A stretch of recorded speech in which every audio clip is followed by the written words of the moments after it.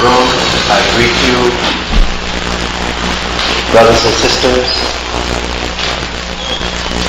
I greet you, and we should be most pleased because if you do not understand libation, we have to understand it in the context of, as it was in the beginning, so shall it be at the ending. You are here in the struggle for reclamation, information, to be able to reclaim one's own identity. And most of all, to find our place in the sun. Here we are, and here in this great hall, in the middle of Philadelphia, the so-called city of brotherly love. We have some of the most dynamic speakers coming through here. And it's not about foolishness, it's about very important information. And the information brings us closer and closer to an understanding. Cars are built automatically to practically drive themselves. But if you don't have a simple, basic understanding of driving, you'll kill yourself in a computerized car.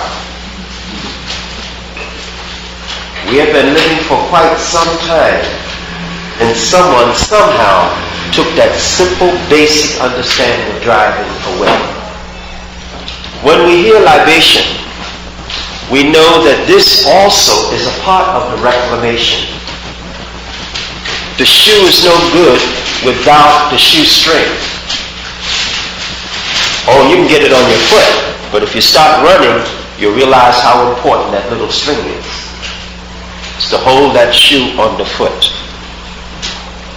So as we are blessed to hear one of our divine brothers, because I've said of Dr. Ben and the whole First World Alliance, and Dr. Clark and Sister Bain and Sister Kefra and Brother Smalls and Professor this and Simmons and all of that, I've said about them as a group of angels walking on the earth with a message that will deliver and resurrect us. We've been so busy looking at a Jesus Christ coming out of the sky. When we get Christ walking on the earth, we don't appreciate them. But yet and still, Christ did walk on the earth. And the thing that got him in trouble was what? Information. You understand? You can forget about all the little spooky other little things. I don't want to hurt anybody's feelings. I mean it. Because I know Christmas is coming. And we don't want to get profane. And I know Easter's not far behind.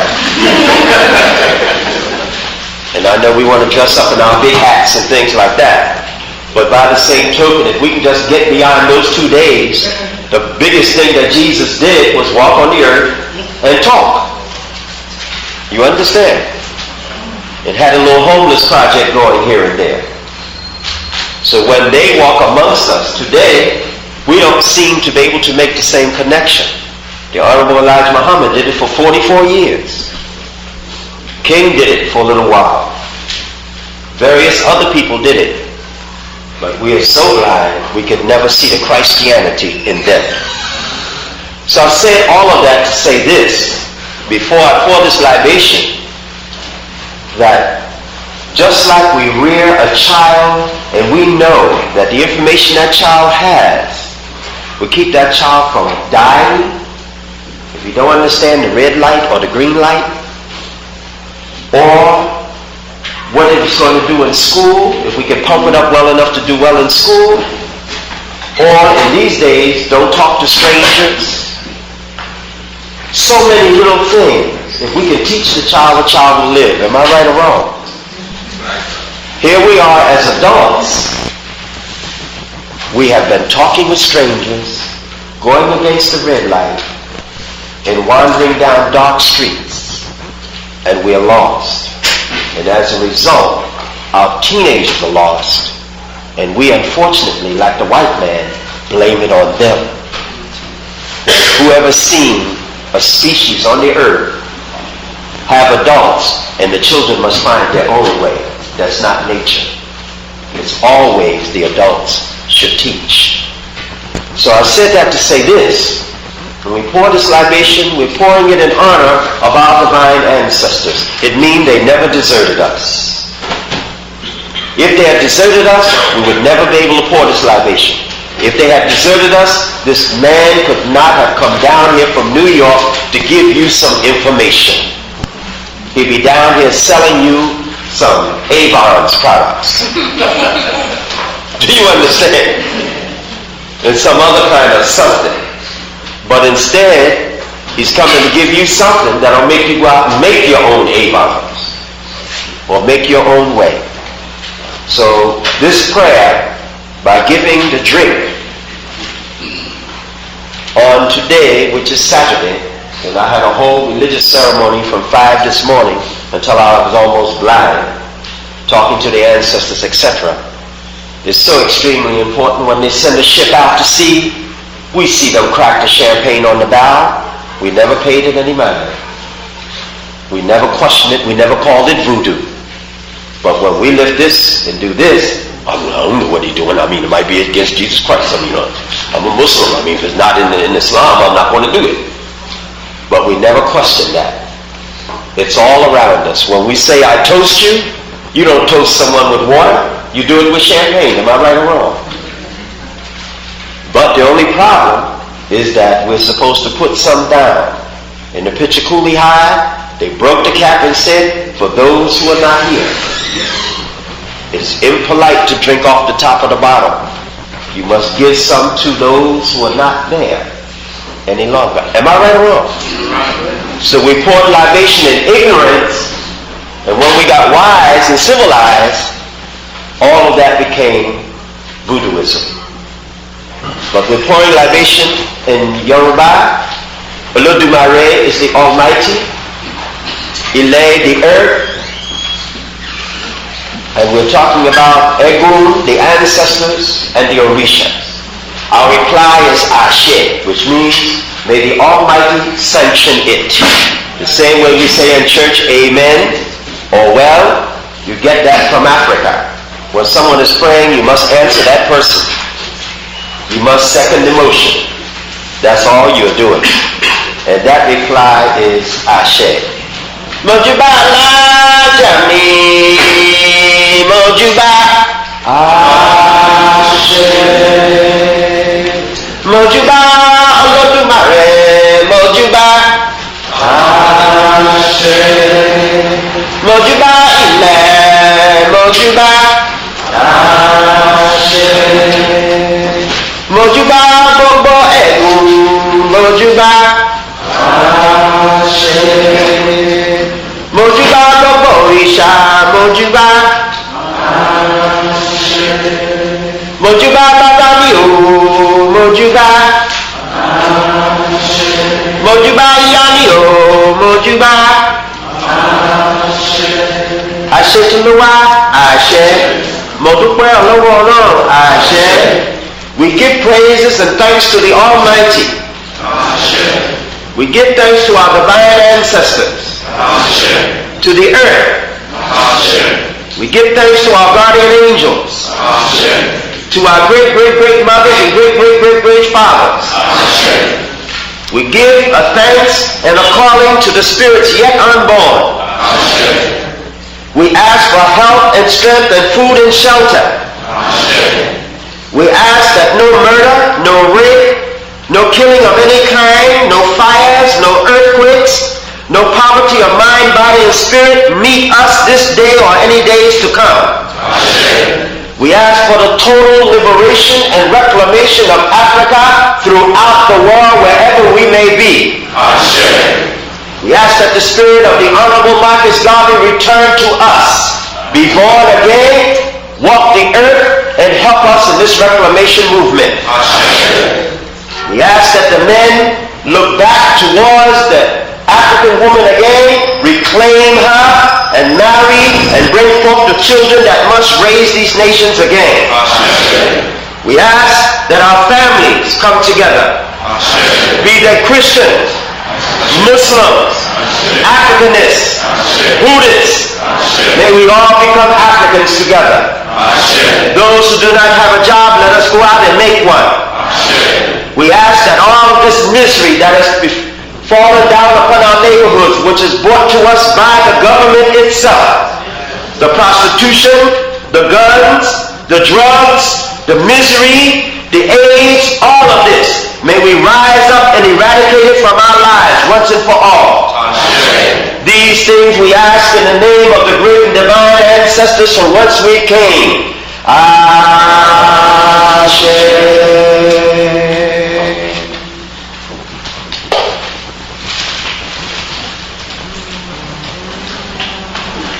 We are asking this lecture series, Nahasi on Earth, Nahasi being the name of the Nubians below the third cataract, we felt was a significant title. It's the Marcus Garvey African Scholar Lecture Series, where we're trying to bring in Africans who have dedicated themselves to the perpetuation of African information for the explicit purpose of our developmental being. Today, Professor Smalls, Brother Smalls, and I'm learning here, so bear with me. Brother Smalls said he'd be willing to work with us to help us develop what we all think is necessary in this city, which is a study group that would specifically be about the purpose of studying African classical civilization, specifically Kemet. I'm not going to go any further on this. I'm going to ask Brother Smalls to come and share, develop, present, be a part of this development in Philadelphia by embracing us today.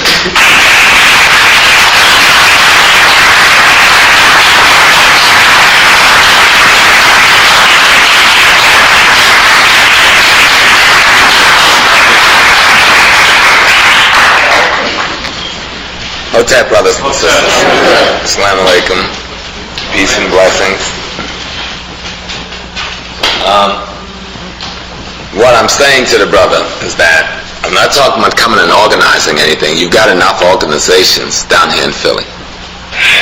You've got enough churches, you've got enough fraternities, you've got enough sororities, you've got enough of every kinds of organizations, just that none of them have the insight except the few African ones. You got to realize that if we don't give our people more, and if we don't put more light in their consciousness, you're going to keep attending the funerals.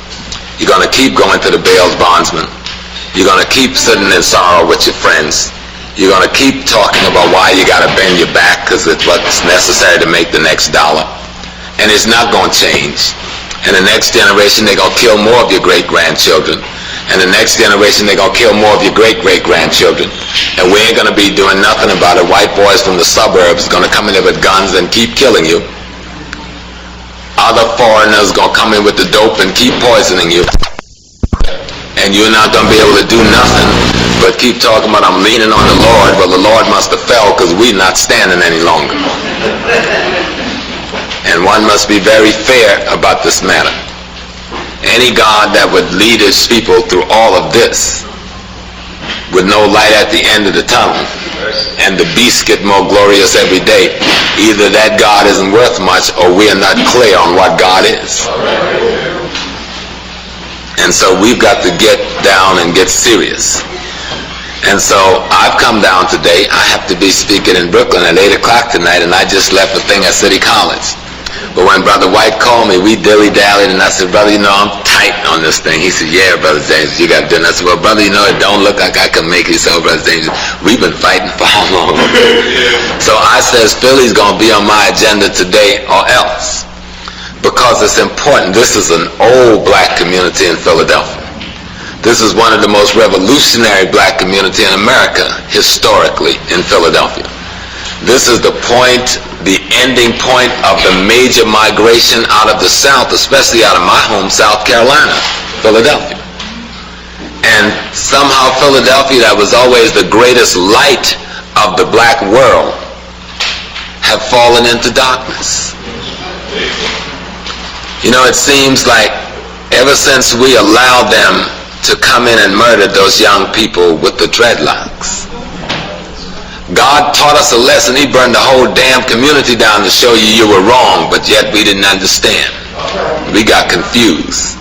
Thought that the young people was responsible for burning down all of those houses, burning up all that valuable property, all that material stuff that we had abandoned righteousness to get was all lost in a minute. Because we took our babies, even though they may have been in their 30s and 20s, they were our babies, and we gave them to the beast to be slaughtered and stood by to watch the slaughter. That's right. And so God have a way of teaching you a lesson. And because we insist on joining the white man in his historical blood fest, God has kept us in a perpetual blood fest. That's right. See, because we don't understand what we're doing. If we aspire to be like these people, you aspire to be in partnership with murder. That's right. You aspire to be in partnership with thievery.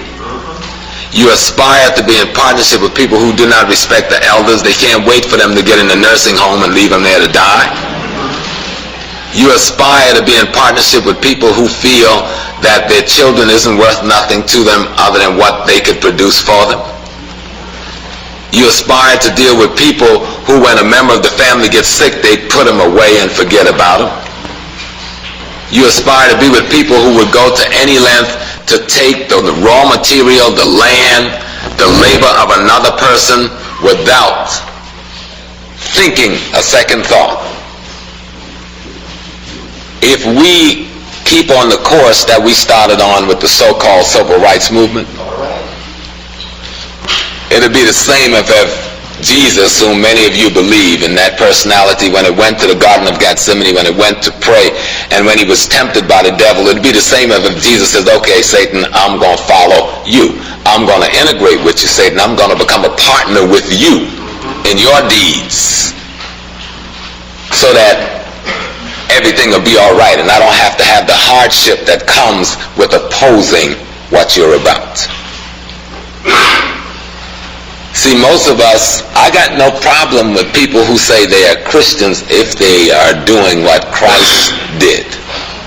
I have no problem with people who say they're Muslim if they're doing what Muhammad did. I have no problem with people who say they're Israelite, Hebrews, or Jews if they're doing what the Maccabee family did.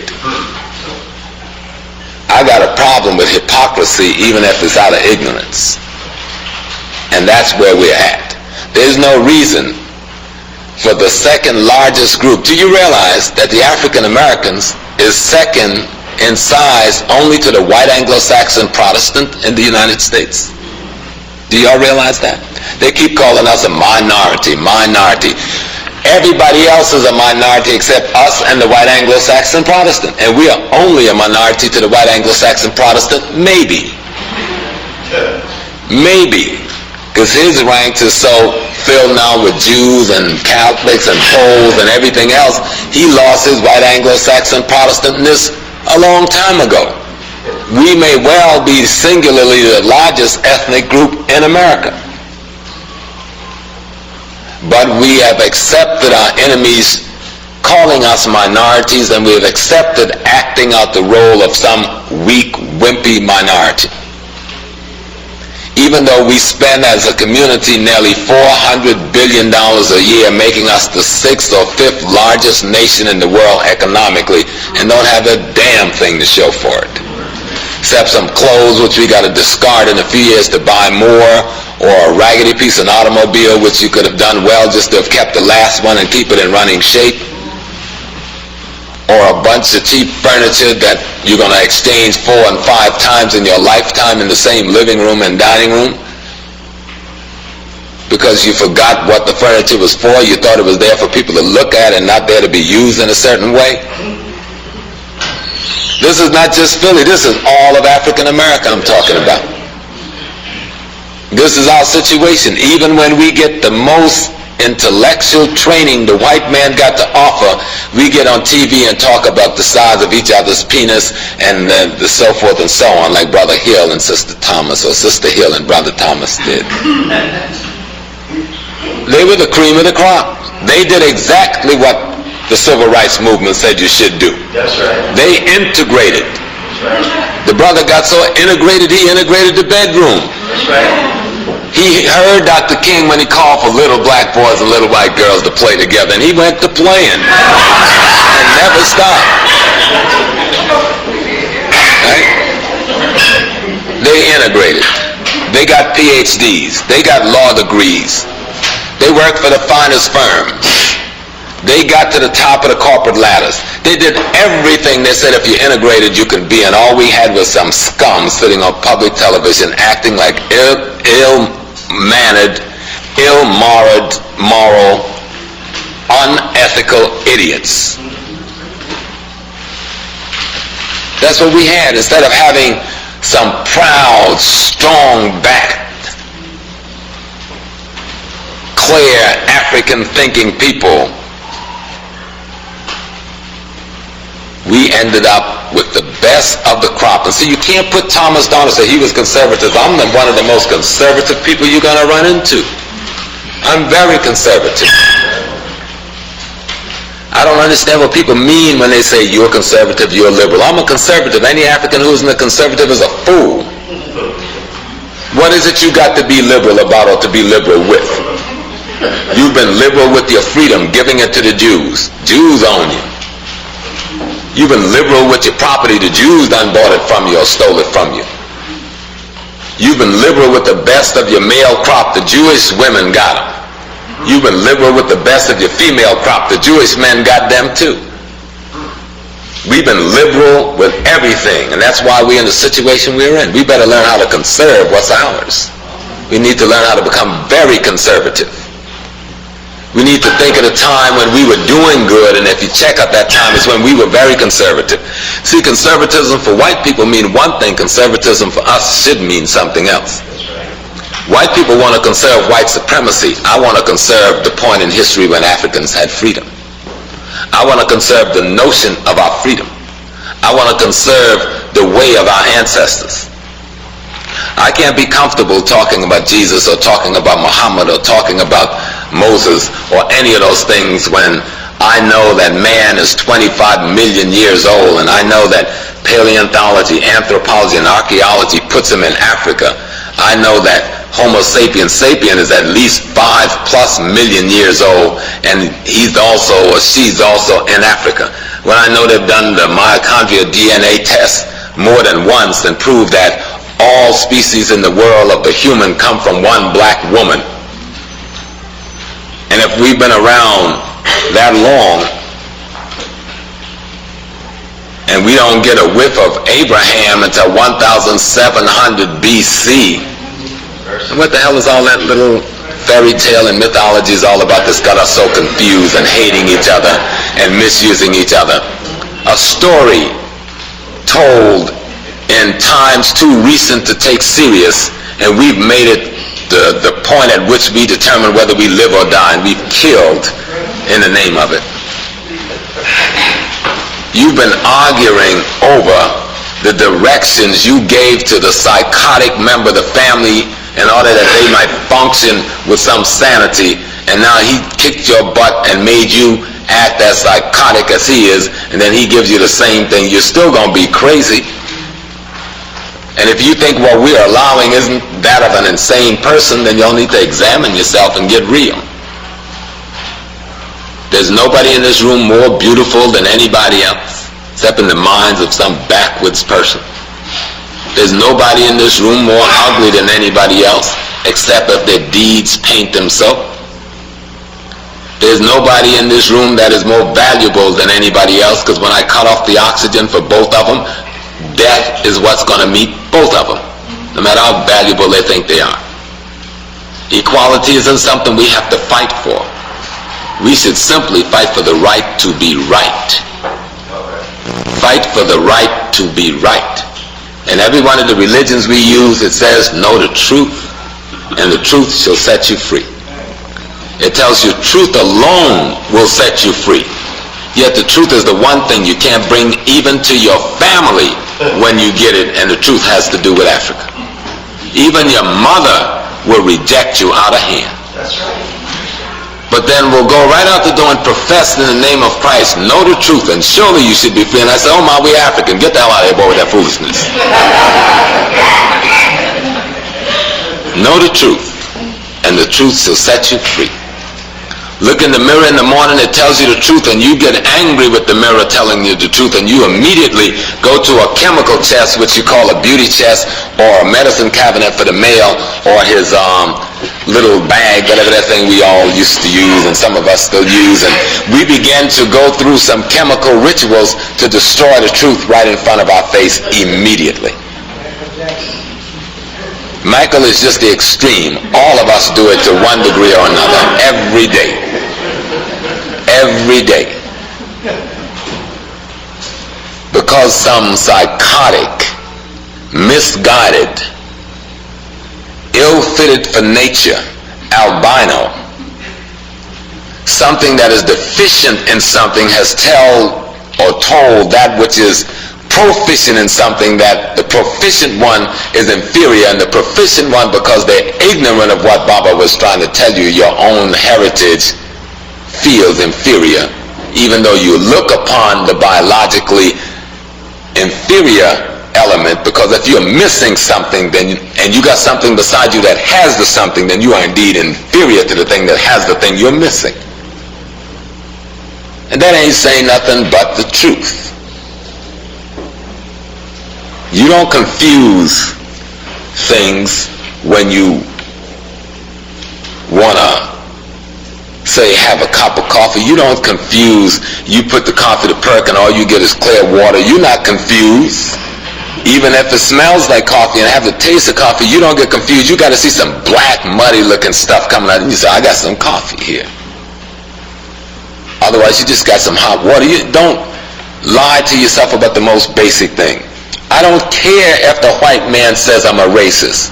How could someone who murdered more than 200 million of my kind, who raped to the point of death more than 50 million of my woman, who slaughtered close to 100 million of my children, got the nerve to call me anything? If I killed his mama, I would be justified.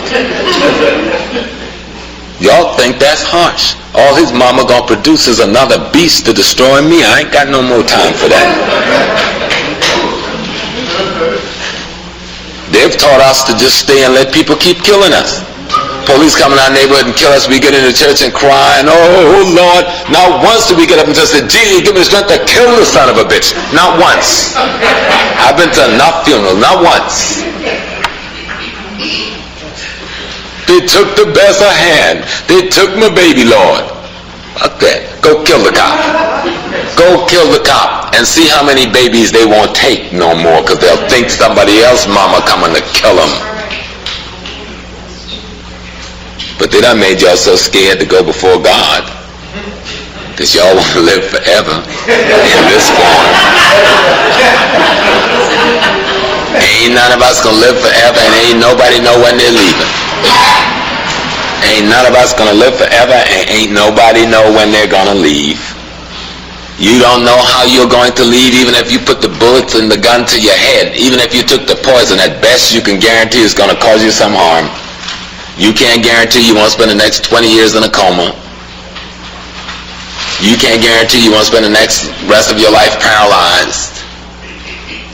Only thing you know for sure is that we're leaving here. We don't know when we're going to leave or by what means. So those three things don't even worry about. They're taken care of for you in advance and in the most permanent and complete way.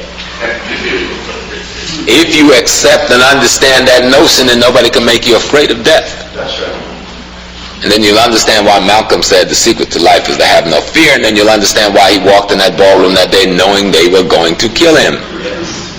He felt standing up and being a man for you as a symbol of that kind of man was worth more than being a wimp and breathing air. And so he went, knowing what the sentence was. He didn't walk into an accidental ambush. Malcolm knew before he got there he was going to die there, and he knew when he walked in for certain he was going to die there.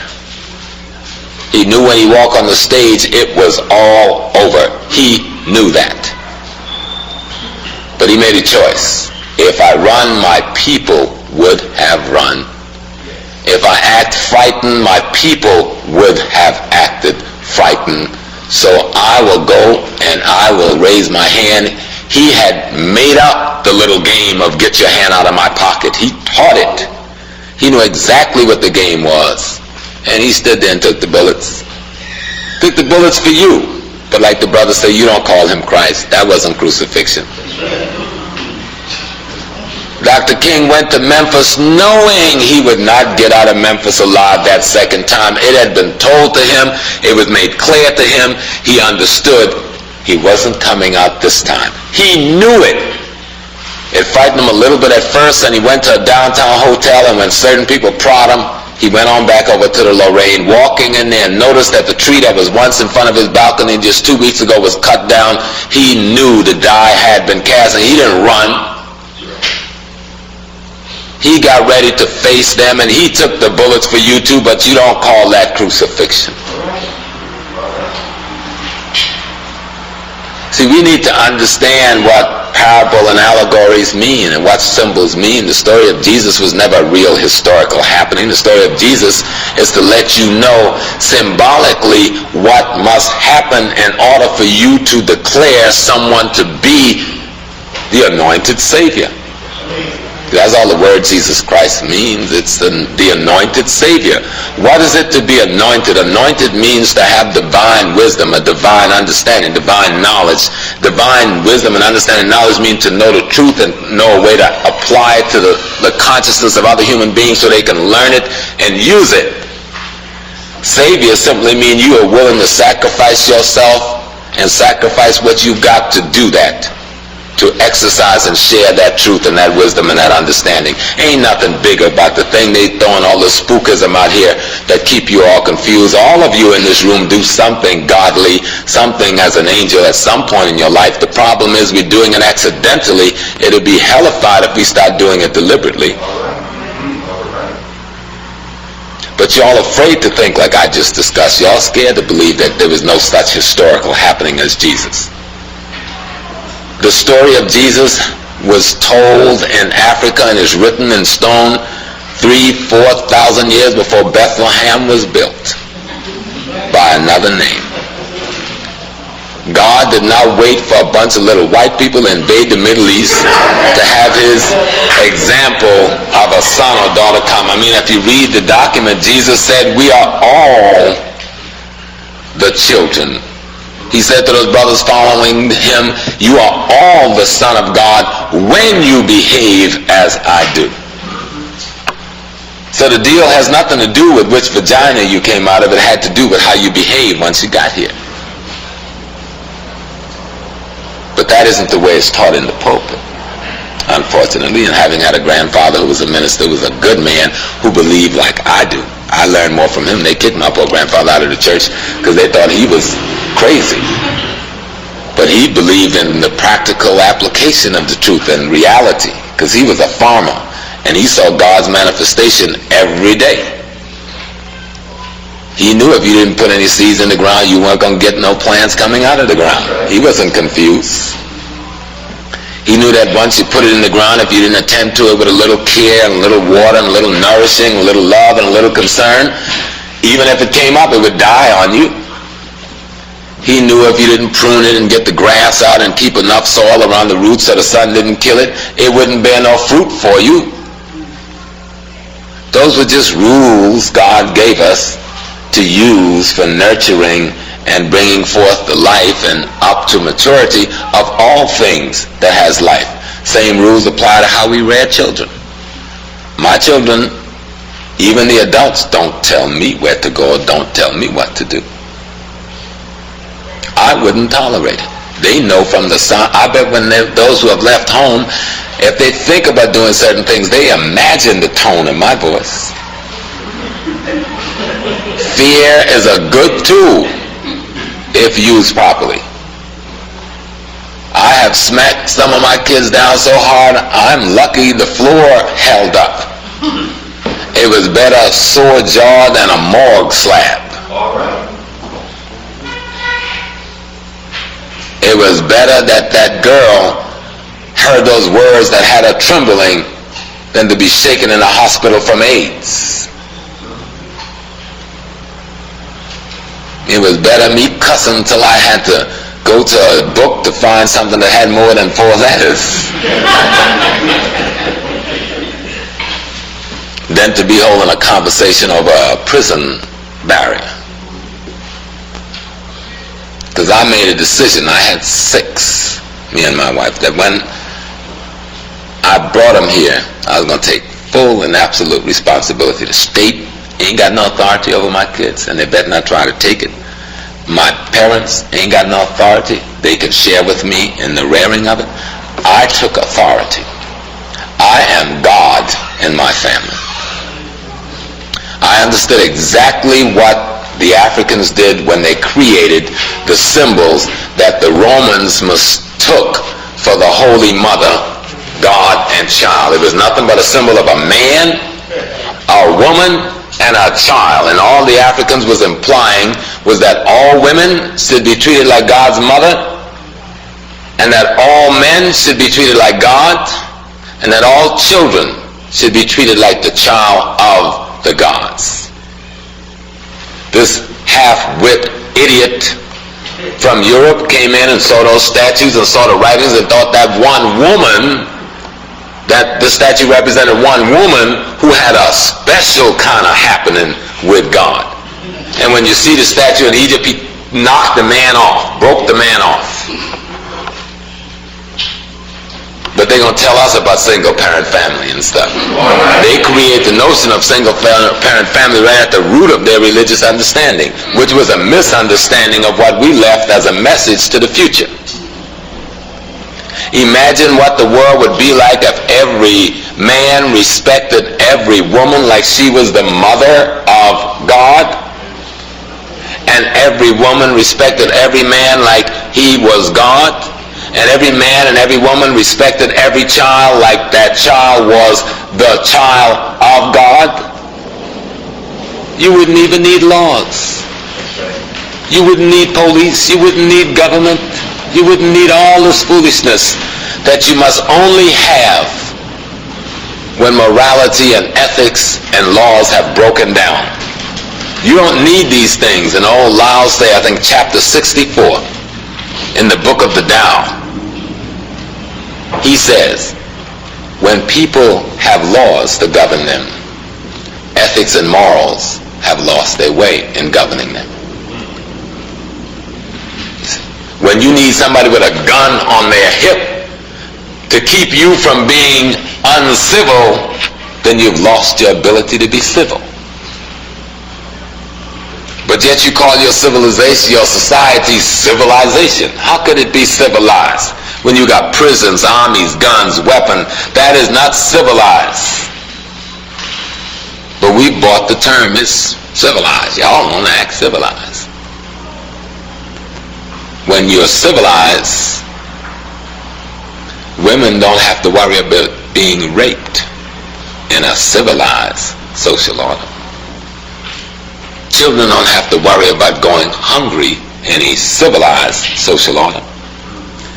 Men don't have to worry about being unemployed in a civilized social order.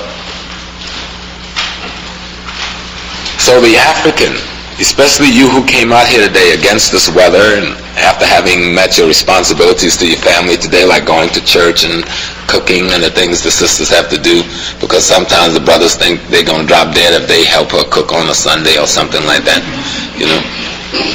Yeah, y'all ought to get real about that. You know, y'all not just something to be fed. If we want our women to be all we know she could be, then we need to stop acting like the white man and stop being supremacist against them. You see? Oh, but I'm not letting the sisters off the hook. If you want your men to be all that they should be, stop treating them like boys and demanding manhood from them. You don't want to stop rearing these little boys even when they get gray hair. You still want to be mamaing them and keeping them little boys. And we understand why. During slavery, that was the best way to keep your child alive. Even after slavery, I remember when my parents sent all of my brothers, they got 18, they had to leave South Carolina because they know we was big and some of us thought we were bad and that white man would have killed us. So they beat you down as much as they can to kill that spirit in you, and if they couldn't kill it all, then you had to leave home. Only those ones who could submit could stay down there. So we understand where it comes from, but we got to stop it now. You got to make this man the baddest sucker you can make up. You got to make him the bravest thing you could come up with, even if you have to dream of some brave notions.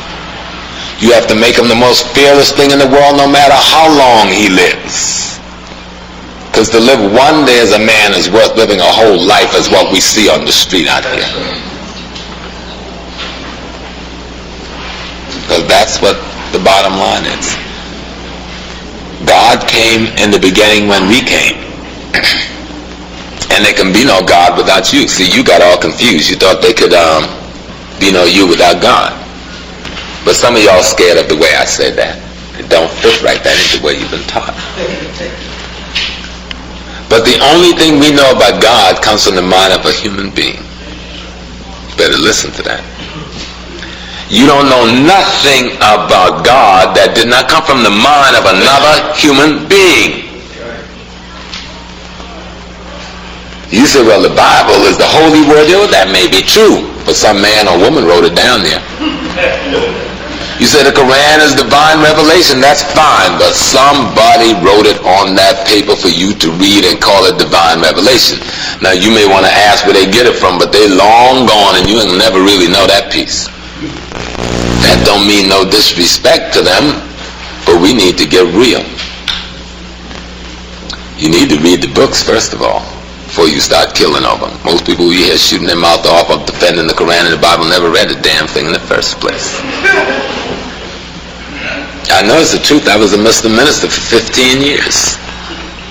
One thing I realized about people, once they learn Salaam Alaikum, Rahmatullah, Kif Halik, they didn't want to do nothing else but wear a kufi and carry a rug on their back, make the 5 prayers during the day, learn the prayers by heart. You know? And when I was a teenager in my father's church down in Georgetown, you know, we used to teach catechism and quarterly classes and everybody just repeat. Who's that? Papa had a thing, you know, you go around the church and he had these pictures set up. So he said, who's that? Jesus and the mother.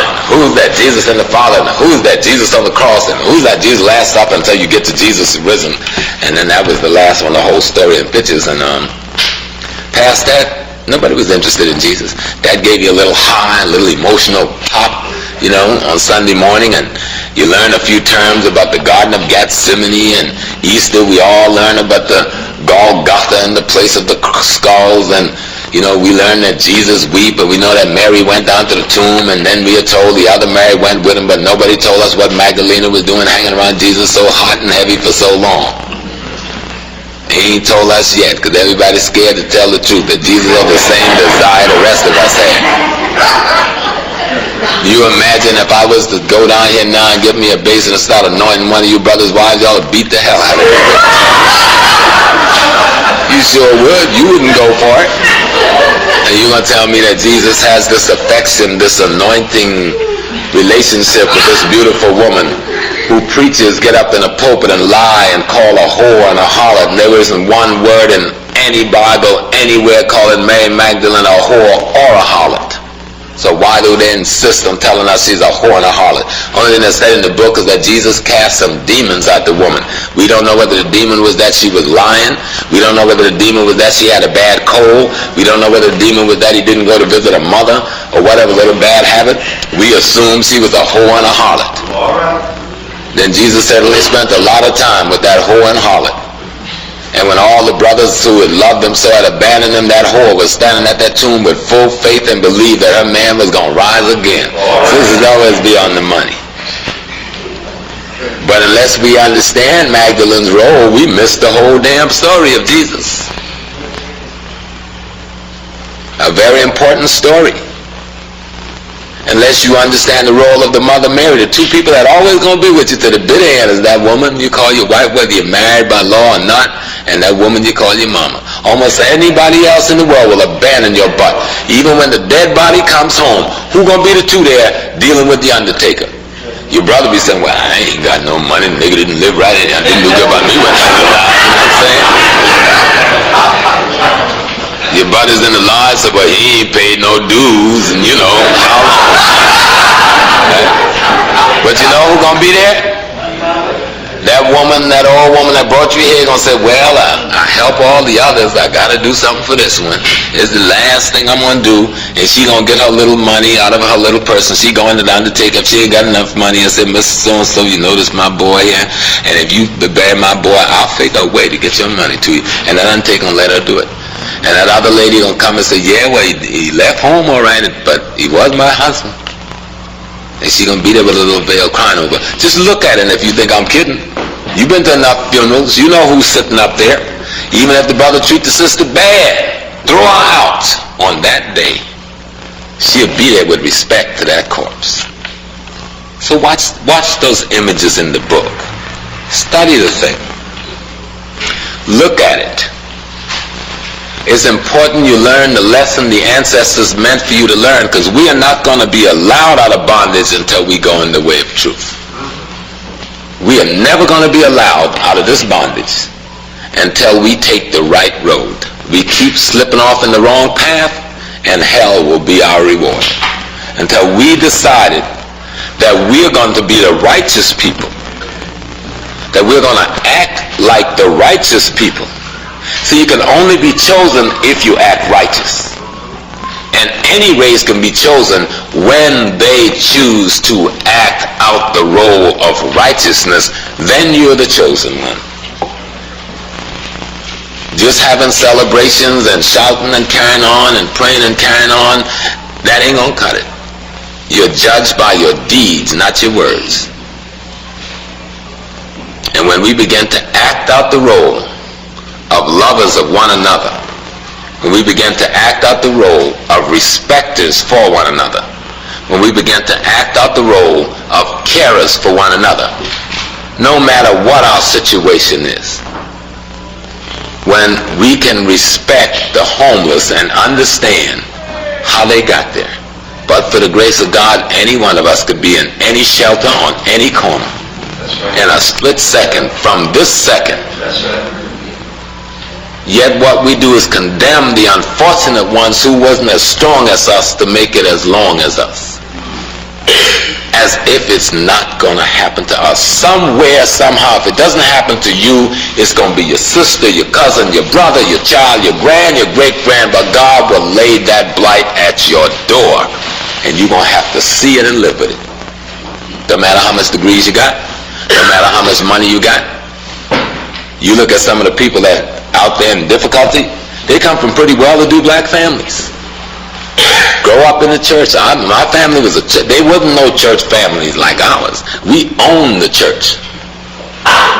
Yet I can't count the junkies.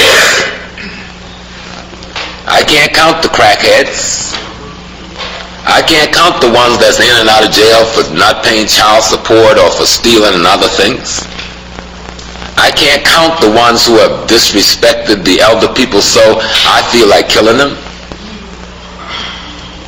Yes, there are those ones who've kept to the rule. There are the ones like my brother Andrew, who's strong and just even the boy carried a family on his back all by himself. And then there's his 3 boys who I've never heard a distasteful thing from any of the 3, and they're all men now. And then there's my little sister Fruity, she's strong. But in there's all of that other stuff, and all of y'all got it too. It's not just my family. Every family in this room right now got all them things I just mentioned and more. So we know it's real. But what the brother was saying is that there's a road not taken. The only road we have not taken since we've been in America is the road back to Africa. We've taken every road except the one back to Africa. We tried everything. We've been to yoga and this do and Shanga this, and we misunderstood this. But the only road truly not taken is to follow our Shango, or to follow our voodoo, or to hear our Oshun, or to listen to our Legba, or to find our way back to Ptah. But we don't know, most of us. I know in this group some of you surely do, because I know you know those things. But when we were down south, how many people in there was born down in the south? No matter how good that old white doctor was, when things got bad, we headed straight for that back path to the root woman house, didn't we? No matter how much praying they did in that prayer meeting for you to be well, we knew the path to the root woman house. All right. But wasn't it a shame that we had to take the back path to the root woman house? See, my grandmother was a root woman. And they made me ashamed of my own mama. Ashamed. I remember feeling ashamed. But I didn't live, and she didn't live for the day to me to go and tell her I am proud, because I understand. But I went ignorantly and said, Mama, did you know? She said, of course I know. You think I'm going to do something I don't know? She knew who she was. She understood when she went to help sick people and took her herbs and roots and polis and leaves and things. She knew she was using medicine out of her historical ancestral past that was going to do some good. And I remember feeling real bad, and I remember her telling me, don't feel bad. She said, because I know what I do. Because she said it, I know what I do. Because she had my understanding. I have to do what God tell me to do. Oh, it's like they say we can't talk like that now, because that ain't good English. I understood that pretty well. The point I'm trying to make is that everything we are looking for to relieve our pain is already with us. Everything we are looking for to relieve our pains is already with us.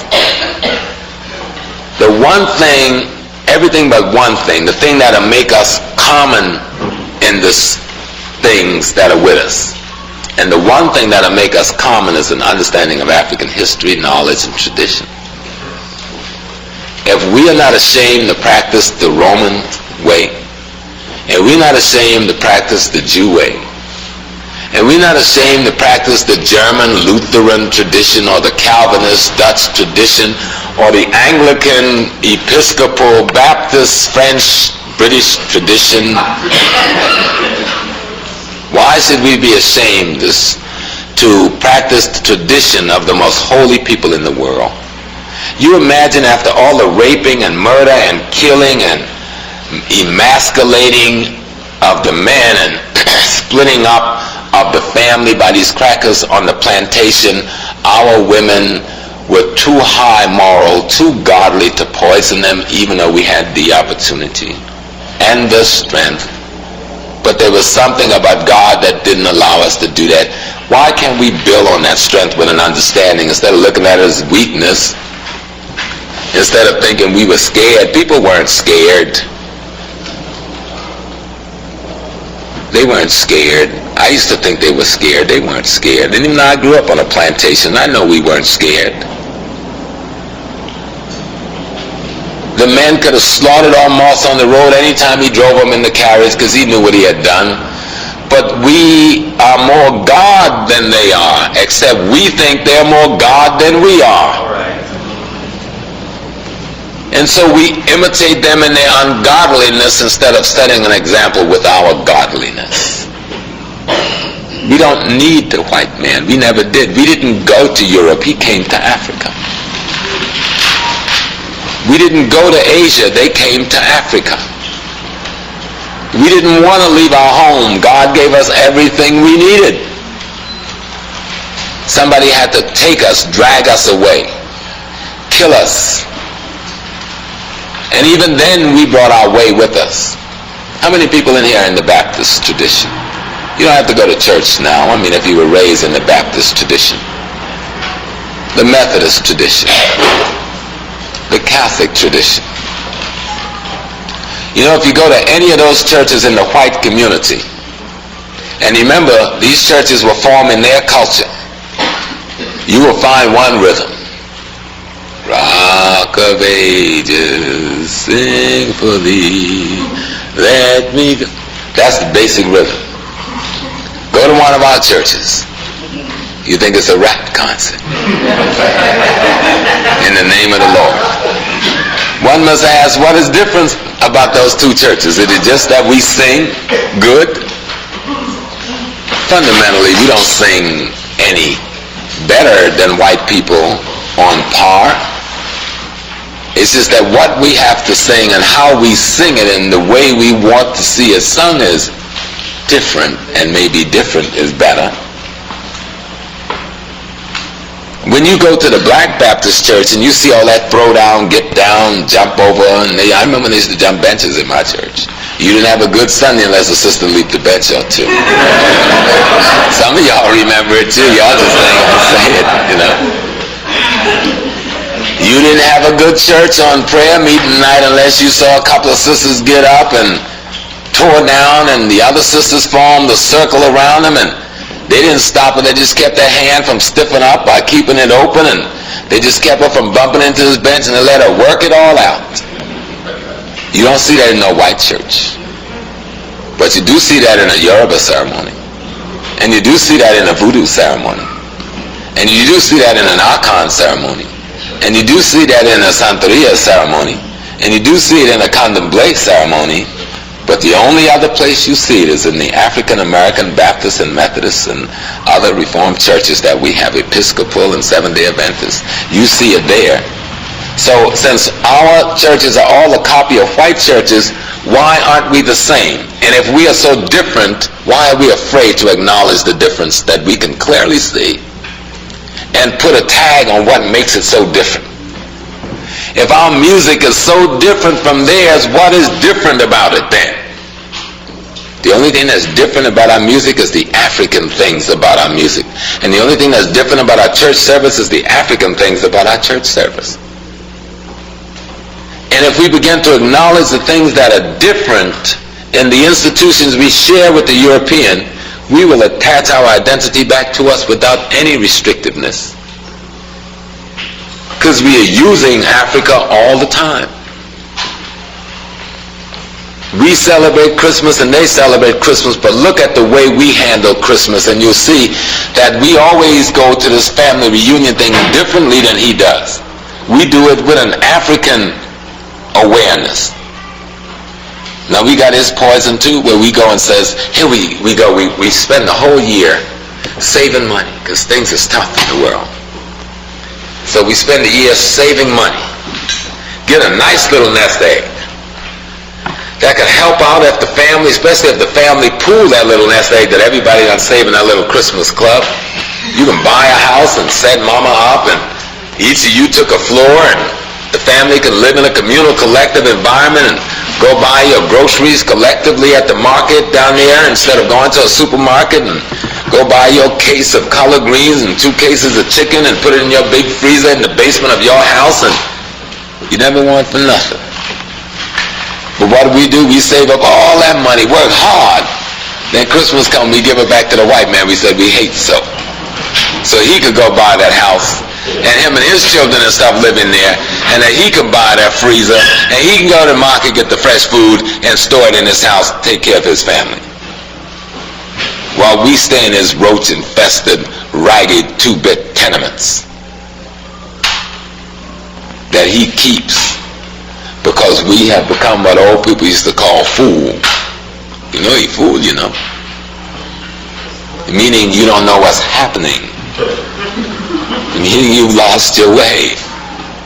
Meaning you don't trust God. Meaning you no longer trust yourself. Meaning you don't love your children. Meaning you don't love yourself. Meaning you don't love your race. Meaning, of course, you don't love God. Primarily, all these things exist because we are fundamentally ignorant about what God is. See, because if you love God, you can love yourself, and if you love yourself, you can love others. But you can't love others unless you love yourself, and you can't love yourself unless you love God, and you can't love what you don't know.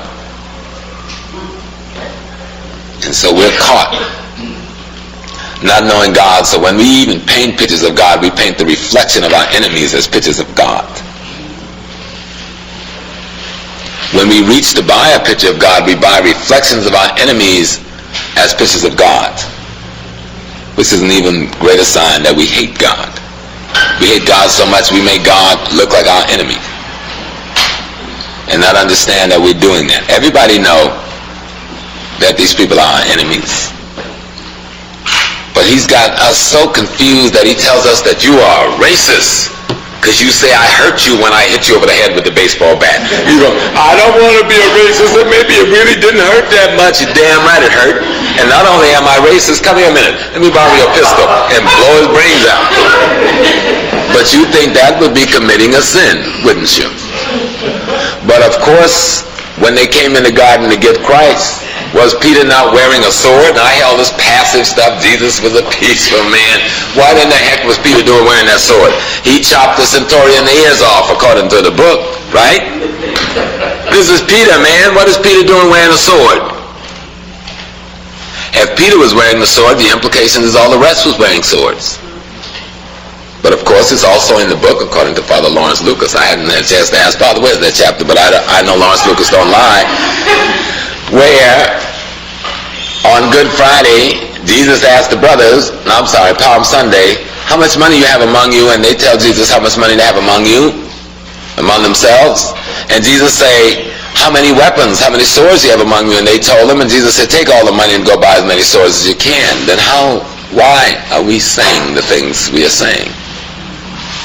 Why are we approaching life in the manner we are approaching life and say we're imitating the master of life when the master had no such approach? The poorer you were, the more downtrodden you were, the closer to you Jesus got. Here we are saying we're Christ-like, and the poorer a person is, the more downtrodden is, the farther away from them we get. I'm using Jesus because that's the symbol of deity that you use. It is nothing but a symbol of deity. For my personal self, I would use Olodumare. I would use Oshun, who's my favorite friend. Legba and me, we just partners because I like to jest and I like to josh and I like to tease and I like to trick a little bit and I like to realize how to move people from the crossroads, but at first they have to enjoy the intensity of being at the crossroads. But I'm going to take you for a slight little journey through a piece of Africa and show you something. And show you how people can fool us right to our face and how we're afraid to look and see what the people do. Now it becomes important that we deal with truth. I'm going to get somebody to help.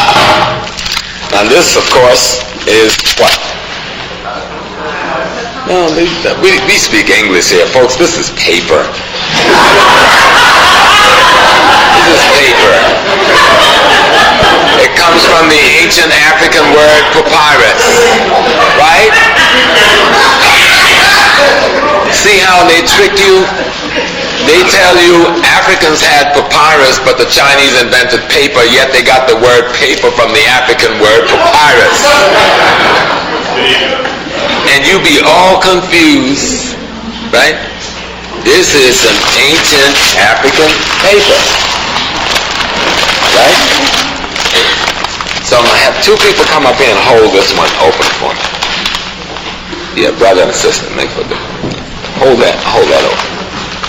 Let him take one end, you take one. And make sure everybody see that. Now what I want to show you is just some truth. And how to know the truth is surely to be free. Now this is my favorite one. It's all raggedy and beat. Excuse me. Can you have them come around the room? No, that is not what I want. That's it, all right. Well, you're going to see what I want you to see. Just focus. They're going to move it around, not around the room, right from the stage. See, because what I want to do, I can't do it with them moving around the room. Two people come and hold this one. You see how raggedy this is? It's going to require some gentleness. You know, switch it around back and forth like this so everyone can get close. I just want you to generally see. And once I've done what I'm going to do with it, then it can go around the room and y'all can all look at it. Slide down just a little bit. I want someone else to come and hold this one.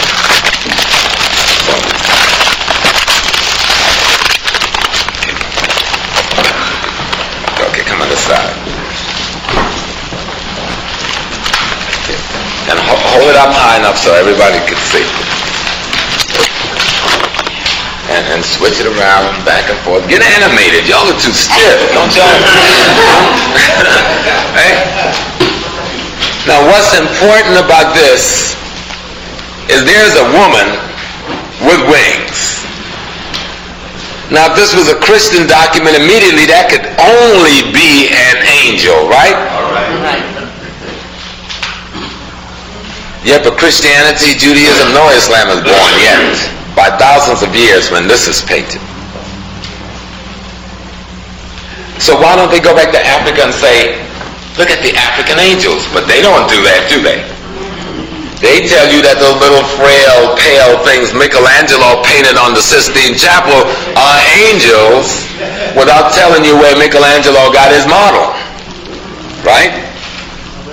Now this is on the walls of tombs. This is facsimile here. But this is on the walls of tombs and over the doors of temple in hundreds of places in the Nile Valley, Sudan, and Ethiopia. Yet nobody make reference back to the source of the images that the other religions use. But this angel is called what? No. Look at the feather. Ma'at. Truth, justice, and righteousness.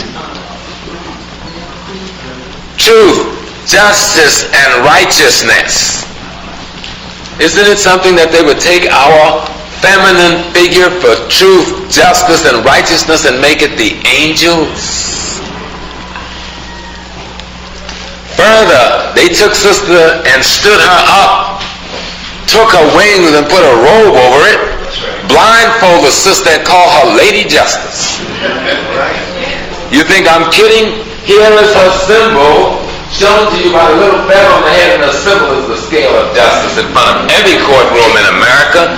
And here it is again, the scale, which symbolizes Ma'at, truth, justice, and righteousness. Further, these dirty, two-bit, lying, no-good crackers, you got to understand what a cracker really is. That's why your history is so important. You ain't got to be mad with them. I'm just sounding like I'm mad. I wouldn't waste the energy of anger on these people. But I want to make them understand this. So I get a little animated, and stuff. They tell us they get their court system here from Britain and the Magna Carta and all of this crap. There's your Lady Justice. There's your symbol for justice, the scale. There's the 12 judges sitting in judgment with God at the head as the judge, representing the court system, using the 42 laws of Ma'at, by which the man is judged by. So on these papyrus of Ani, you got the law, you got the judge, you got the jury, you got the scale of justice, you got Lady Justice. So where did the court system in America come from? And why won't they tell our children that? So that they can be infused with the spiritual understanding of the greatness of their people, having put together a notion of justice before the cracker got out of the cave. And some of you had this thing on your wall, you just hadn't looked at it. You hadn't looked at the thing deep enough. Relax when you look at these documents we be picking up and bringing back. Just relax. Examine it. Look at it and let it talk to you. When something talks to you, it simply means it reveals to your consciousness and understanding. This paper ain't gonna say, yo, brother, let me tell you something. That ain't the way it's done. When they say the tree talked to somebody in ancient terms, it meant the tree and the person contemplating one another gained an understanding of what they were about, and thus they had spoken to one another through a conscious understanding of what they're about. So it's like someone finding out that a plant or a leaf or something is good for an ailment or something, and then somebody said, well, how'd you learn this? Well, the tree told me. They go, yeah, the tree, yeah, we know, we understand. Our fruitcake, the tree told them. But the tree really did tell them.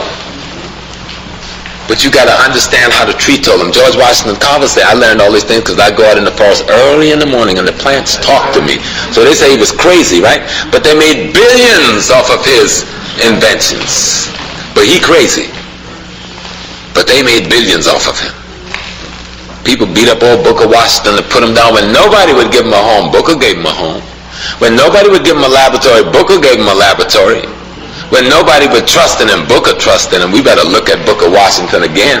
Say, cash your buckets where you are. You nuts talking about leaving Philadelphia and finding some little spot in the suburb. You better cash your buckets where you are. Take what you got and make something out of it. All Booker was saying is like, yo, we got the land. We own the land. We got the knowledge of agriculture. Cash your buckets where you are. Take what you got and make something out of it. But instead, some northern slicksters from Eastern European who wore little black hats hooked up with some northern intellectual and said Booker was all wrong. You got to integrate. Integrating meant that you give up what you got. Let me buy that land so I can open my golf course and tennis course and country club down in South Carolina, down in Beaufort, down in Florida, and you could come live in my tenement in New York and die from tuberculosis. That's what they did to us. That's the thing we bought. We missed the boat. Mr. Booker say, they got an intellectual mafia. I'm going to use Tuskegee and I'm going to build me an intellectual mafia. I'm going to open black business organization, black social organization, black fraternal organization, and I'm going to make sure we could compete. They saw what Booker was doing and they destroyed it. Garvey was one of the greatest men that ever lived, but he came here under the invitation of Mr. Booker T. Washington. Amen. And when Garvey says, well, I'm going to come, but I'm going down in the South where all the black is, Booker said, no. Too much terrorism, don't even try it. You come on up here in the urban areas where we've established a little strength and where you can speak without being killed. And when Mr. Garvey got here, yes, he brought the notion of the UNIA, but there was also T. Thomas Fortune and the Afro-American League. There was also the Black Businessmen Association and the Afro-American Business League. We weren't some backwards dodos sitting on a log waiting for somebody to bring us the light. That's never been the nature of our people. We took small lights and made them big lights. Mr. Booker had a little bit of the light. Mr. Garvey had a little bit of the light. Mr. Fortune had a little bit of the light. Mr. Du Bois had a little bit of the light. Sister Tubman had a little bit of the light. Sister Mary Chester had, all of them had a little light. But when they brought those lights together, and look at those occasions in history when those lights came together, then we had bright light, big light. We think of Dr. King, but Dr. King didn't bring himself as the head of that organization. Dr. King was one little light that was used as the conduit for a bunch of other lights, and what came out of the other end was bright light. We don't have to be about no I, me. It doesn't matter who delivered the message as long as the message gets delivered. No one should have any love or acclaim for any single one of us any greater than the love and acclaim for any one of us. And if we can start working that notion, we'll be powerful. But we're not going to start working that notion unless we start looking at African history. See how quickly you can look at it and see things? Let me show you one other thing again. See the little man here? He dies. And you see the dog, they think, oh, the Africans worship the dogs, right? But cannabis, simply the dog, the jackal, had a way where the jackal would get meat and bury it until it putrefied, until just before the poison would kill you, but just long enough to tenderize it. And the jackal knew instinctively when to dig that meat up and use it, so that the meat would give life to him. So they look at the jackal and say, yeah, he could take the things that's dead and make it life again. So he represents resurrection. So the dead man now is walking with the spirit of resurrection, and his deed is in this pot being weighed against the feather, ma'at, the feather of truth, justice, and righteousness. And his deeds had to be lighter. So he passed over to the scribe. In your tradition, the scribe is called Peter, standing at the gates of heaven, keeping the record of the life and deeds of the people on earth. And you cannot enter the kingdom except to go by him. And once your deeds have been proven light and you got by him, then you have to get to the falcon-headed one. Heru, born of immaculate conception, to the holy mother, Isis, as they call her, and Osiris. And that makes him the Son of God. And in the Christian tradition it says you cannot enter the kingdom before the Father except by the Son. But you got to watch it. See, when you get into your history, they can't make that stuff sound like mystery to you, coming out of somebody else's tradition. You know who the plagiarizer is. You know who the counterfeiter is. You know who the copier is. And then when you look all the way over here and you see God sitting up on his throne all proud and big shot looking, you see two women standing at his back. Yeah, the brother ain't got no strength. Their sisters there, mama and wife. And that's what that symbolizes. Mary and the other Mary. It just took all that stuff right out of your history, recast it in their culture, moved it into their historical time zone, and fed it back to you and caused all kinds of confusion. The only reason it caused confusion because you don't have your own history to make a comparison with it. So history becomes an important phenomenon. And to show you how you see that, they just took the 12 judges of your soul and made 12 juries. They took God, Ra, who's sitting there as the chief judge, and made him the justice. They took the 42 laws of Ma'at and made it the legal codes or laws of a country. And there's many more things in there. There's a lot of it I can't read, and a little bit I can read has allowed me to see that people are just misusing us, misguiding us. They take the symbol of our great winged spirit of truth, justice, and righteousness and make it the angels. And we know angels are always guardians of righteousness, but never tell us that that was the symbol of an African woman. Our woman is always portrayed as a maid or a whore. We rarely get an in-between.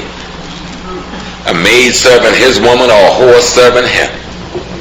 And yet our woman is the closest thing to God that we could possibly imagine. Matter of fact, we thought so much that was the case that the first symbol of God was the black woman. You see? And we never abandoned her as a symbol of God. We evolved to the point where we made the man, the woman, and the child the symbol of God. The family became the symbol of God. Because you saw all of it.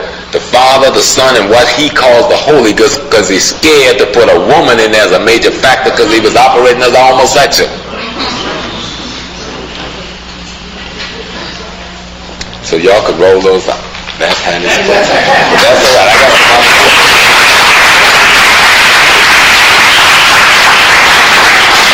Let's just look at a couple of other pictures. Stay up there with me when you finish. Let's look at some other pictures.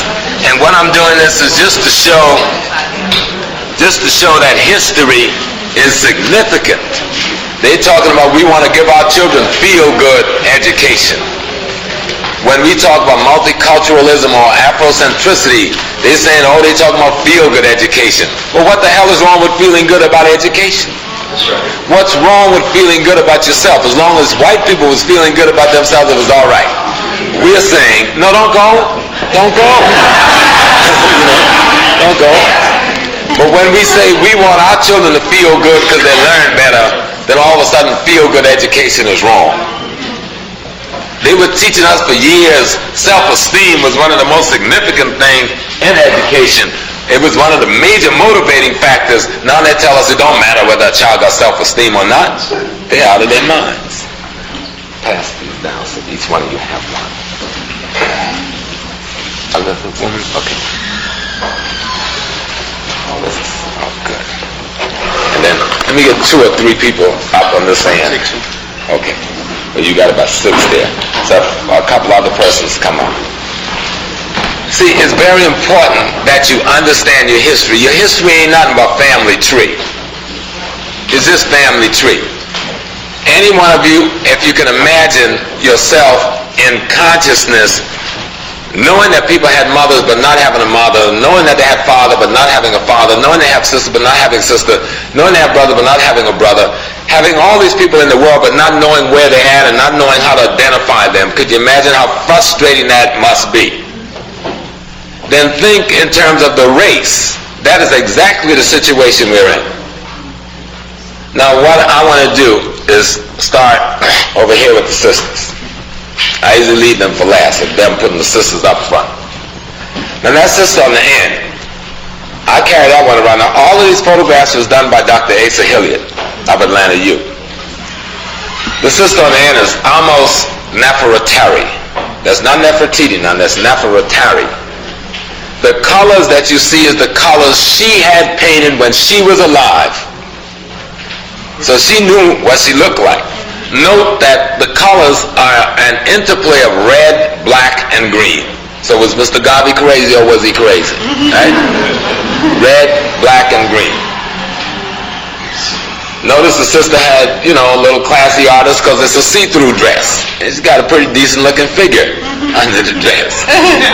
Which meant that they weren't ashamed of the human body. But they were also modest enough to put the body under something. It wasn't used in some pornographic way. Her husband is the Ramses that the West always try to display in the movie as being so destructive of white people. Well, thank God for Brother Ramses. And we know that that's his black wife. You remember when the Ramses exhibit came to this country? And black people in Dallas start saying, we want to have more say in the exhibit? The Minister of Education in Washington from Egypt said, I don't know what these black people are talking about. They didn't have nothing to do with Egypt. Well, when Dr. Ben raised it in Cairo, he was called back home and dismissed as the Minister of Culture.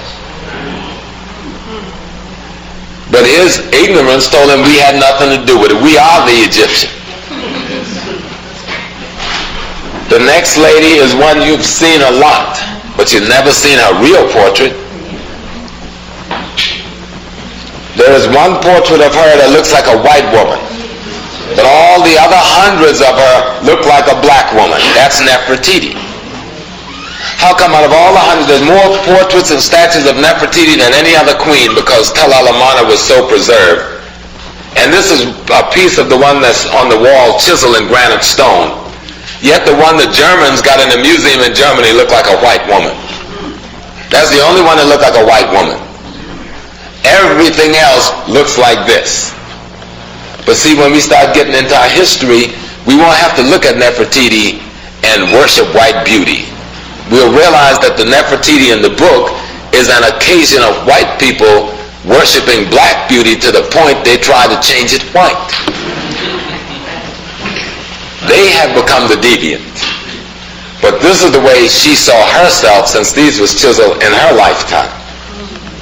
Y'all can see this in the back, the image here? Put some energy into looking, brother. Can you see that picture? We'll pass them around. Don't make no excuses for that. The next one is important. Look at those lips on that woman.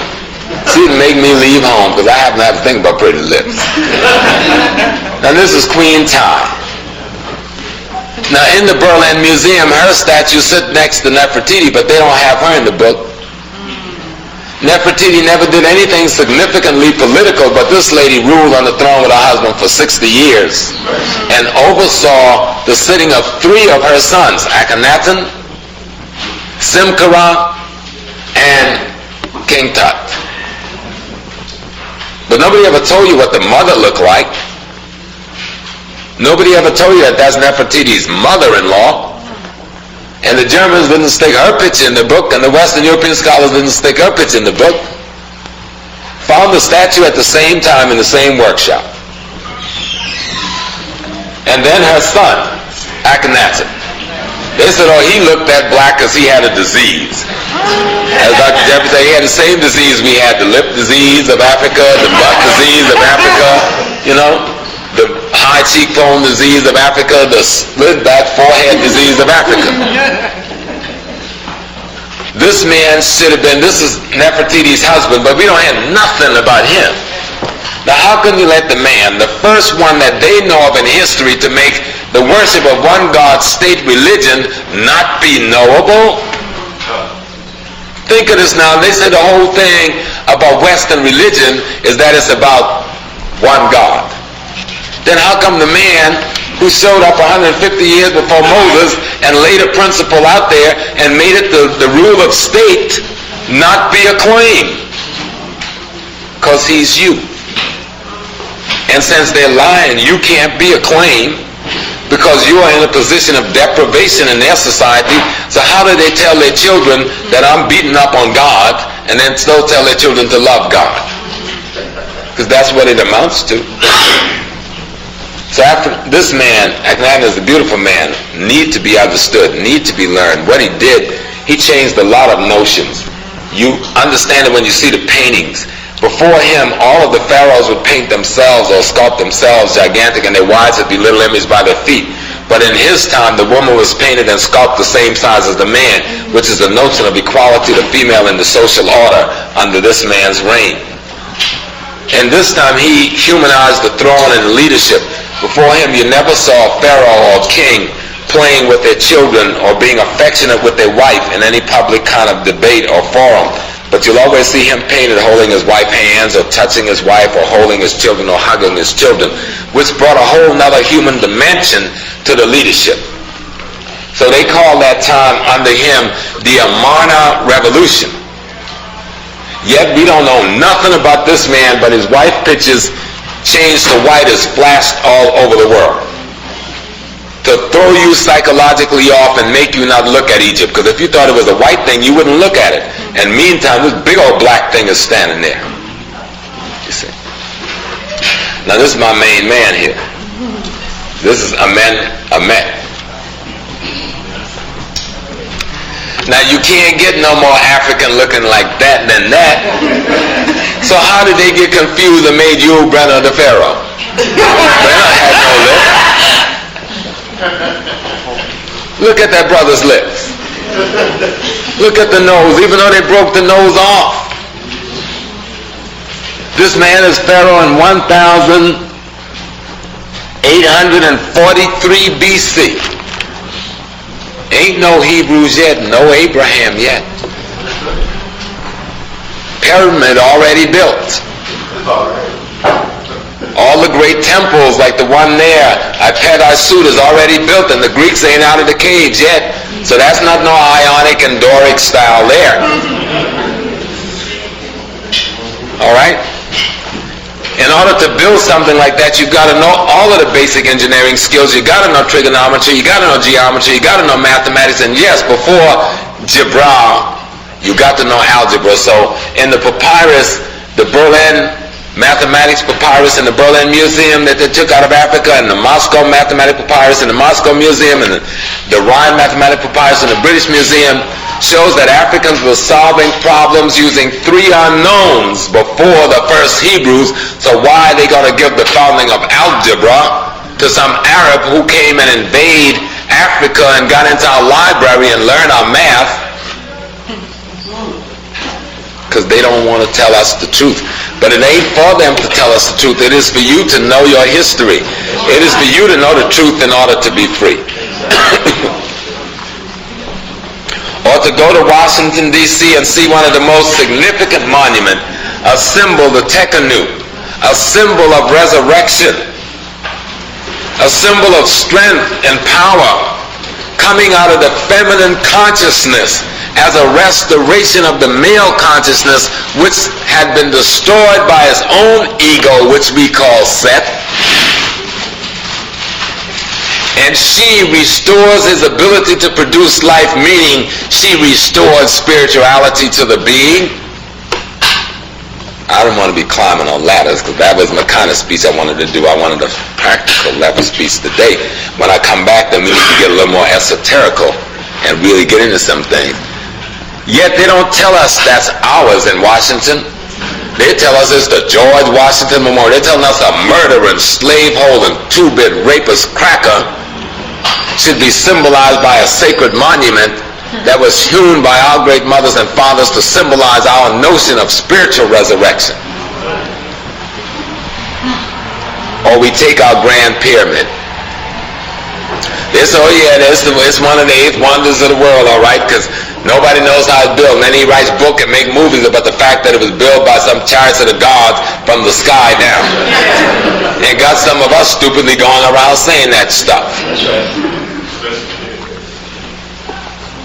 This was built by the ground, from the ground up, by African men and women as a testament to their God and to their spiritual consciousness.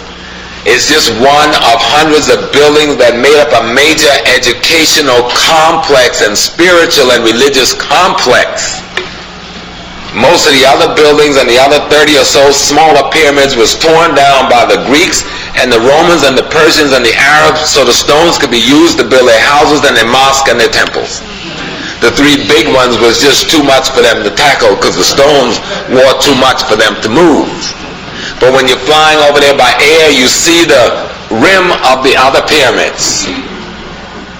And there are many other building sites there. And underground is nothing but a catacomb of temple, but it was a university and a spiritual learning complex in the same way we think of a Lincoln Center today or Fordham University or Temple University. That's what this was, where the priest and the priestess were trained, where the doctors and the nurses and the herbologists and the botanists was trained in those days. And they know this thing. Yet they've lied to us, because in order to steal our raw material, they had to enslave us and murder us.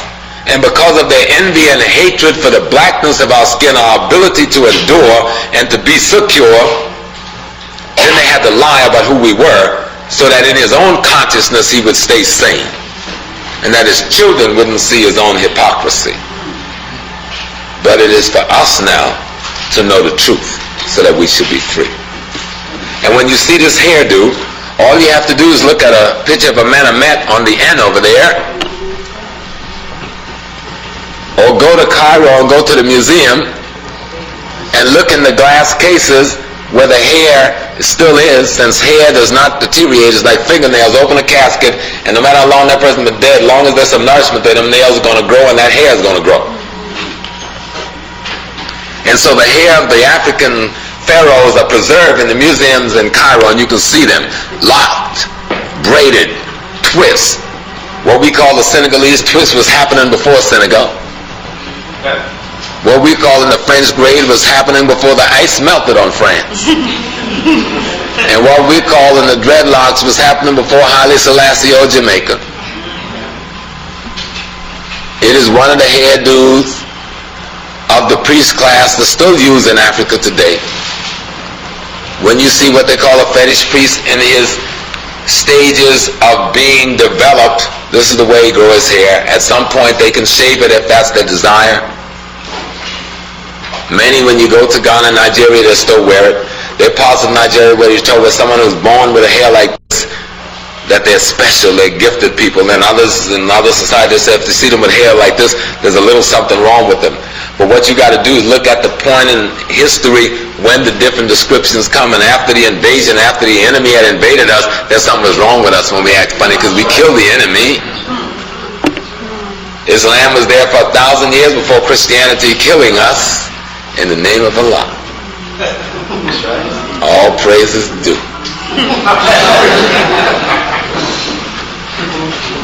We actually ran to Christianity looking for some relief, just to get the knife plunged in the chest, trying to avoid the one that had been plunged in the back. Yet both of them had a way of looking at God that they had copied from us, but misunderstood the copy.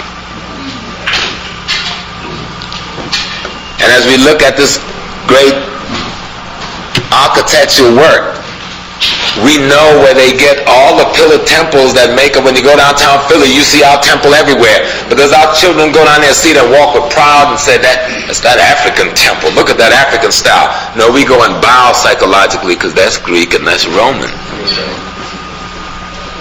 That the thing that is considered most glorious in this culture is not of us. But let's teach our children that when this grand building is built, there is no Rome yet, there is no Greece yet, there is no Sparta yet, there is no Plato, there is no Socrates. Plato said he studied in that university. Thales said he studied in that university. So let's teach our children the truth so that they'll be set free. Let them not just get jokingly snatched about by a little book they give us in school called The Republic, which is Aristotle's writing on Plato. Let's read Plato books, Phaedrus. Where Plato say that the Africans, who he called Ethiopian in those days, gave the world all the measuring arts. And he said, but the greatest science of all the Africans gave to the world is the science of writing. And then we look at the Burmese script, and we look at the Mende script, and we look at the Egyptian script, and we look at the Hausa script, and we look at the Mandingo script, and we look at all the African writing script born before Latin, Greek, or English. We look at the script of Miro, which they claim they can't translate. We look at the Metanetia, which they call Greek, which they have only half translated, and then they tell us we didn't write nothing. We gave the world, as the man said, the science of writing. And there's so many African scripts waiting for you and your children and grand and great-grand to translate for us. But you've got to become interested in yourselves first before you look at it and decide to do something about it. The brother was standing up here as a priest. But how many of y'all truly respect him for being a priest? How many of you understand what a priest or a priestess truly is? You think it's some cracker with a little white cloth around his head, or some cracker woman with a little rag on her head? I've had a couple of them drop their habits on me more than once. And I'm just talking about any old habit. I used to be bad in my early days too. Had no respect for nothing. I didn't take the habit off, it got dropped on its own. And it's good people drop bad habits now and then, but sometimes they drop good habits. I don't mean to be abusive, but I want to make a point. How could we respect the symbols of others' theocracy and have no regard for the symbols of our theocracy? We've got to always do what he did, explain ourselves. I don't have to explain a damn thing to you and nobody else. Stop doing that. Just do it. Do it.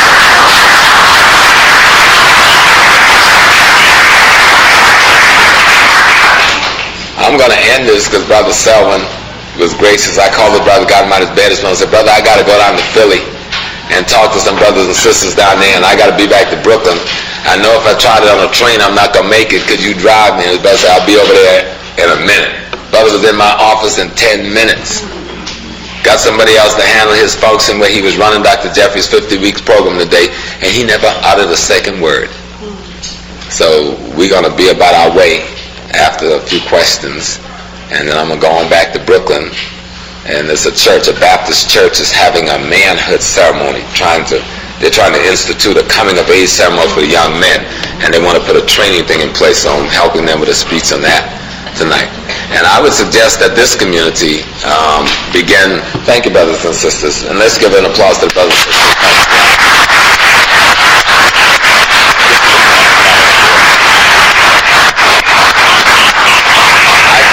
Tell you what would be two big steps that you could enter into immediately that could help you realize yourself very quickly, is to institute the womanhood ceremony and the manhood ceremony among every family in this room. Every child that turned 12 have a ceremony for them, and every Every child in this family that turns 16 have a ceremony, and then in between give them the instructions of what this is about. When you're 12, you're being told about the menstruation and other things that you got to go through as a young woman, and that's not something ugly and dirty. But when a child's menstruation starts, there should be a party, dance and music, the family happy, because here's another one that could produce life that has come to us. Let's celebrate the gloriousness of this coming into being, and not make that child ashamed of herself or have to hide to the point she's scared to tell mama that she's got some red stains on her panties and she's going through trauma because we haven't prepared her for the most sacred journey she'll ever encounter. Let's start doing the right thing. Have a community ceremony. Do it right out there in the street. Get out there, decorate that street and celebrate. That's right. Let the world see you celebrating. And when she gets 16, there's other kinds of instructions now, because she's getting ready to move towards man and to get involved. There's another kind of instruction that only sisters can give. Spend 6, 8, 9 months preparing her for the moment of the next big celebration. That child won't be so eager to go out looking for affection and love someplace else in the name of sex. That is just going to create distortions of love reality. Do the same thing for the little brother. If everywhere he turned there was a bigger brother trying to teach him the facts of life, spending time with him so that he ain't never alone, and if he with his peers, there's always an older one or two with him, how could they then go wrong despite the depth that has been placed out here before us? Institute the manhood ceremony. You got brothers and sisters among you who know how to show you how to do that thing. We already know some of it. We call it cotillion, but we think it's a white boy thing. That's a little piece of your thing. Add the Africanness back to your cotillion. Save your children. Save them from their own abuse. Get control of yourself. You know how much more you'd be renewed if you were struggling to save your babies in a concerted way that involved you in their lives all the time. You wouldn't have time to be feeling sorry for yourself. All right. You wouldn't have time to worry about what somebody didn't give you, and then this one didn't call me, and that one wasn't here for my birthday, and I did this for them, but they ain't did nothing for me. So what? Do what you do for the sake of God and righteousness, and not for nothing or nobody else, and what you do will be well done, and it will always come back to you. It will always come back to you. That's the African way. See, we've confused this thing because we don't know the African way. We think there's the white man's way and God's way. Well, let me tell you a secret. The African way is God's way. That's right. That's right. That's right. The culture of Africa is the culture of godliness. That's right. Everything the white man know about God, he learned it from studying the African culture when we were writing about ourselves. All right. All we were trying to do is explain how we should behave. We were in the beginning, so we behaved the way God intended for things to behave. And we wrote on these things and started these schools to keep us consistent and in harmony. He came along and thought that this was some fancy little aside that you did when you wasn't killing, and he called it religion. All right. I gotta go now. I'm gonna end now.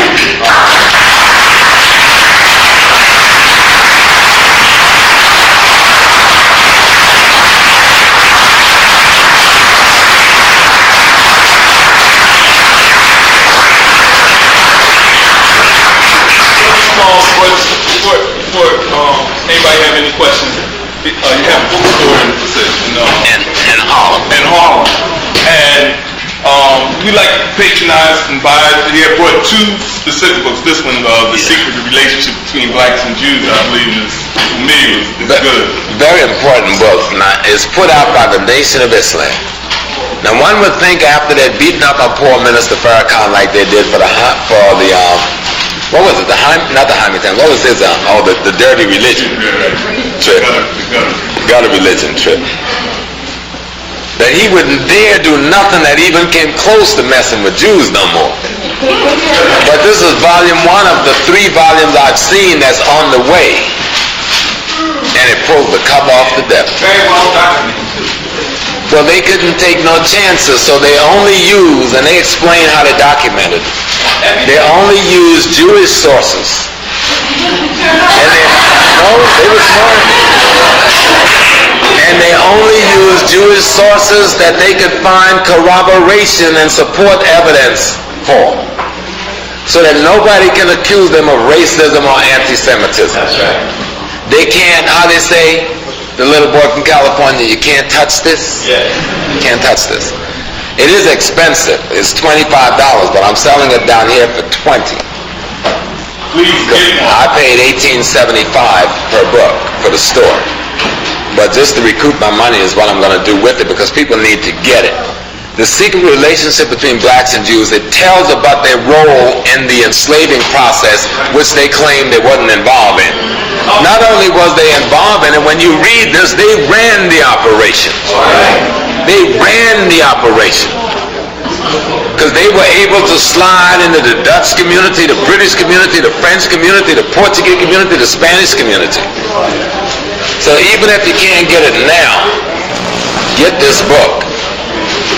Okay? And another thing, for people who signed the list for starting to be a part of the ASCAP study group, we will be getting back with you. And from that point, we'll work out how we'll go about the process, and Brother Smalls will provide us with the information as far as the development, as far as tech, and whatever else is necessary. And so you can hurry up. Yeah, I gave the brother some study guides, and what you could do is print those, duplicate those. But what I made it as a proposal when I came in talking to some of my sisters, I proposed, since, nationally we had this formation called ASCAC, but it rolls by any name. It doesn't have to be called ASCAC. You can call it ASCAC for uniformity and unanimity and be a part of a greater whole, or you can just call it the Philly group. You can call it anything you want. You can call it Africa Now and Here, whatever. But you got to get together. You got to get together as Africans around studying the history of African people. But don't just think the history of African people is the history of African people in Africa. Studying about South Carolina is the history of African people. Studying about the dynamics of the Philadelphia black folks, that's the history of African people. And you learn from their principles and their plight and their work. A great book on Philly is the book One More Day's Journey by Alan Ballard, who was one of my professors. And he talks about the migration of blacks from the south of Philly. In there's an enormous story. You have a priest of the Yoruba here.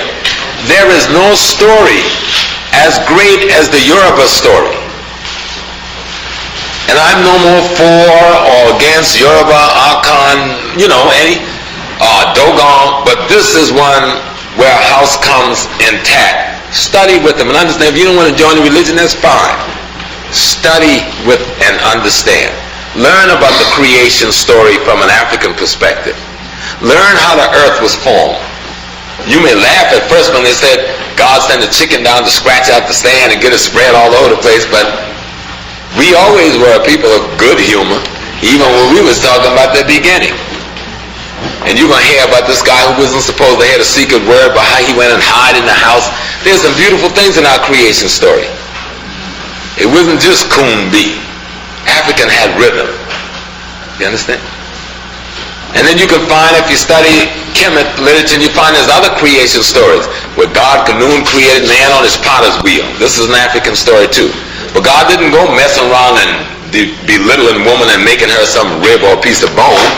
God looked and saw the poor man didn't know what to do with himself and said, well, let me go back to that potter's wheel and get some more clay here. And he made a woman equal in statue, style, power, then the man. And put them together, and we've been having fun since. But we started beating up on each other, misusing each other when we started trying to imitate the white man. Let's go back to imitating the black man and woman. And I bet if we start imitating our African ancestry, we'll stop all this fighting, misusing, and beating and abusing we've been doing. To the degree, anybody saw me when I was on last year Donahue show, he'd only let me speak one time, then he got mad, so I ain't calling you back no more. Because he came to me about this thing about black male and female relationship. I said the degree to which it is negative is the degree to which we are imitating white culture. Now you understand what I was saying, because that was a heavy thing. He understood it so much he made sure he never spoke to me again. The degree to which we have misused each other is the degree to which we imitate the white man's culture, values, and belief. Let's learn about our history and our way of looking at God and our way of loving God and our way of knowing God. And once you learn, see, you ain't got to look at your way of loving yourself. Look at your way of loving God. If you can learn to do that, you automatically love yourself. Even in the Christ literature, he does this magnificent sermon.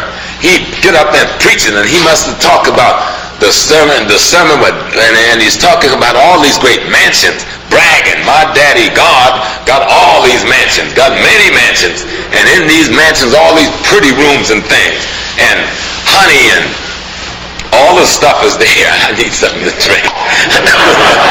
But he's just having a good time talking about the honey and the milk and things. Then the man said, well, Lord, shoot, I'm willing to, I guess the guy probably whispered, I'm willing to commit suicide to get there. Where is this kingdom? Told him, turn your eyes inward. The kingdom is within you. Those mansions are within you. The milk and honey is within you. You understand? Now, if you don't want to take it from me, listen to Jesus. That's good, my brother. It said, the kingdom for which you search so hard ain't in the crackers world, ain't in having his money, ain't in following him in fashion. That the kingdom is within you. That the mansions are within you. That the great throne upon which God sits is within you. That the God indeed that sits on the great throne is within you, folks. If you just wake up to that, you all right. You'll be all right. Every time something starts going wrong, remember that, and you'll be all right. And remember that the culture of Africa is the culture of godliness, and when you imitate God, you are imitating the ancient Africans. After all of that, I probably don't need to take no questions, but we'll take two questions. Two questions. Can I put you on the spot and ask, would you come back at I'll come back, and I'm serious.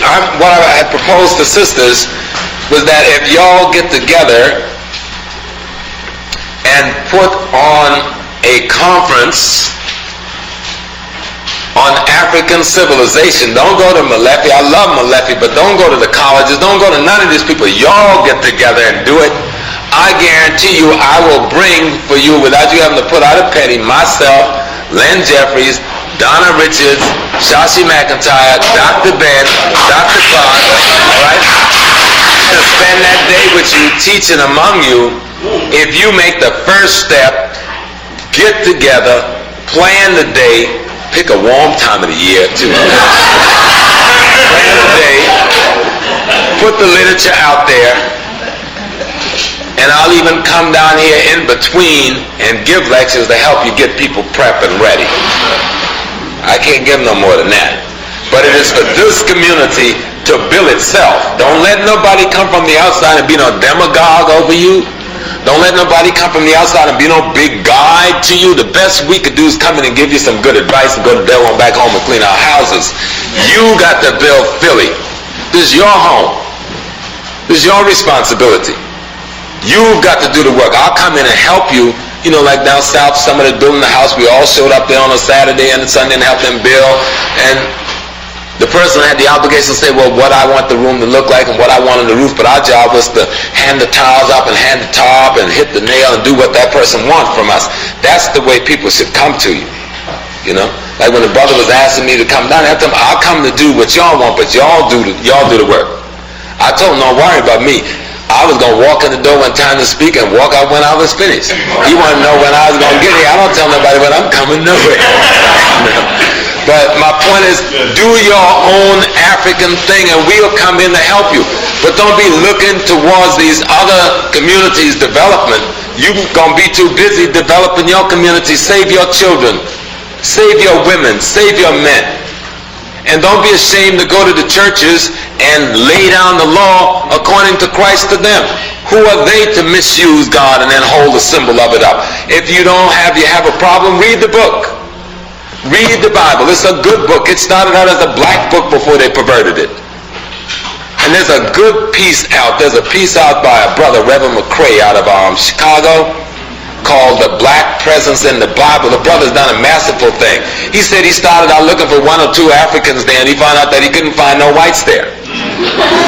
But see, the white boy done took our traditional literature where we was just telling some allegorical and mythological story to teach our truth, and he made it a history for himself and changed the image. Well, the brother done pulled the cover off of that. Go ahead and check that out. But don't get hung up just on the Bible. It is just a fraction of Africa. Get on down into Yoruba. Get on down in Mandingo. Get on down there in Zaire. Get on down there in the Zulu and learn about Uncle Lunkalunk. Learn what Shango really is. Don't think it's just the statue. Learn what Oshu really is. It's not just the statue. It's not that Oshu is happening in arrived at when you are caught at a crossroads in terms of making decisions, which you're caught every day. But if you got a shoe with you, you understand the anxiety when it comes up shouldn't send you in the wrong direction. The anxiety that comes up that we might call a shoe is the stimulation to guide you in the right direction. But if you don't have any direction, you don't have the culture, you don't have the history, when the gods of Africa manifest in you, you just self-destruct because you won't know what's happening to you. That's right. So learn, and you learn that what we call gods are all functions within our own selves and our environment. And you learn to work with them so that you become the powerful one and your enemies become the weak ones. Yes, sir, brother. On the picture of Natin, you had said Natin was 150 years before Moses. But that was Abraham. Moses. Yeah, before Moses. He's after Abraham. See, some historians actually who got courage, and I happen to be one, at least a child of history, who believe that he is Moses. There is no other character in the history of the world that comes close to anything called Moses except this man. They've never found his body, they never found his tomb, they never found Nefertiti's body, never found a tomb. That's why they make so much fuss of making Nefertiti white, so you won't look. There ain't nothing. Even Sigmund Freud, the cracker, saw it, and he wrote a book called Moses and Monotheism. And he said it looked like this is what the deal is. But look at it for yourself and it becomes very clear that everything that said Moses did, this man did. Everything. As far as the belief in the word of God, I would have said that Abraham was before Moses, and Abraham that did that. No. Abraham was told about this one God by an angel, but where he lived he couldn't worship it, so they sent him to a place where it was all right to do it. Where did they send him? Send him on over to Africa, to Kemet. That it's all right to worship one God over there. What does that tell us? It ain't all right to worship one God where he was, but if he went to this place, it'd be all right. So that means we must have been about that. Right? But let me just add something, because you don't want to leave half information. When Akhenaten, and you read in his writing, he said, just as Muhammad the Prophet said, Muhammad the Prophet Ibn Abdullah in Saudi Arabia said, I come not to bring a new religion, but to restore the original way as given to man in the beginning by Allah. Well, we are the man in the beginning, so the original way that we're calling Islam had to be the African cultural perspective on the world, and it's just as clear calling it Yoruba than it is calling it something else. But no, be quiet, brother. I understand. The second part is to understand what Akhenaten said.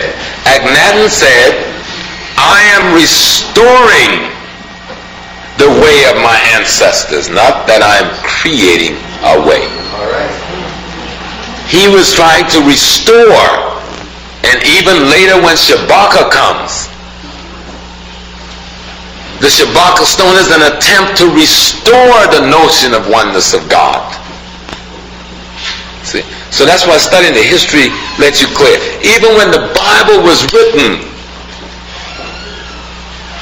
it was an attempt before it got perverted in 325 AD by Constantine. Let's not confuse that with what them brothers and sisters was using down in Egypt that we call Coptic.